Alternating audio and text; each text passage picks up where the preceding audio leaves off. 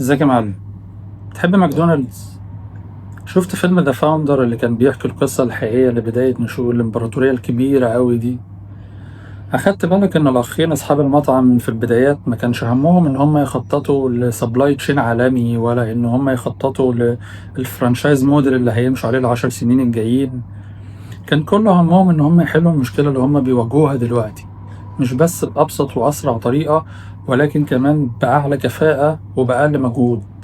وبالرغم من إن هم أبعد ما يكون عن شركة برمجيات، إلا إن هم كانوا بيطبقوا مبدأ DTS TTCBW بحذافيره.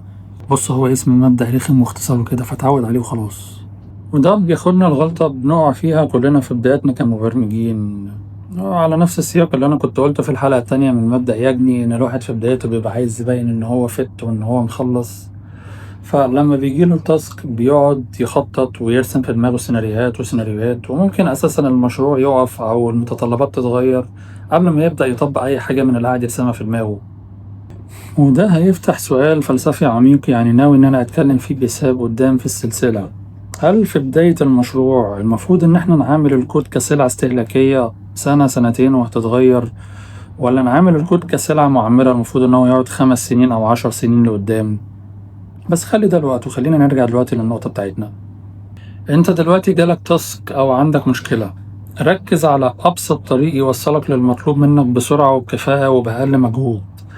سهل الدنيا على نفسك وتحرك في حدود السياق اللي واضح قدامك دلوقتي، وما تفترضش حاجة لسه مش موجودة على أرض الواقع. بس في نفس الوقت ما تستسهلش، ويكون كل الكلام ده في حدود الهيكل اللي انت المفروض تمشي عليه. لو رجعنا لمثال ماكدونالدز هنلاقي إن هما ما كانوش شاغلين بالهم بأي حاجة بره المشكلة اللي هي بيواجهوها فعلا على أرض الواقع. بعدين الاتريشن بقى بيتعمل مع ظهور كل بيزنس كيس جديدة. التكبير بقى بيتعمل لما يبقى فعلا في ريال وورلد سيناريو يستدعي إن احنا نكبر. ودايما حط في بالك وخليك فاكر إن جوجل أول لما ابتدت كانت مجرد شريط بحث أبيض، بس كان بيأدي المطلوب منه وبيعمل اللي الناس عايزاه بسرعة وبكفاءة وبفاعلية وبدون تعقيد. وهو ده جوهر المبدأ DTS TTCBW. ما تبدأش بالكمال، ابدأ باللي يخدمك دلوقتي، وخلي التكبير يجي لما يبقى فعلا له داعي.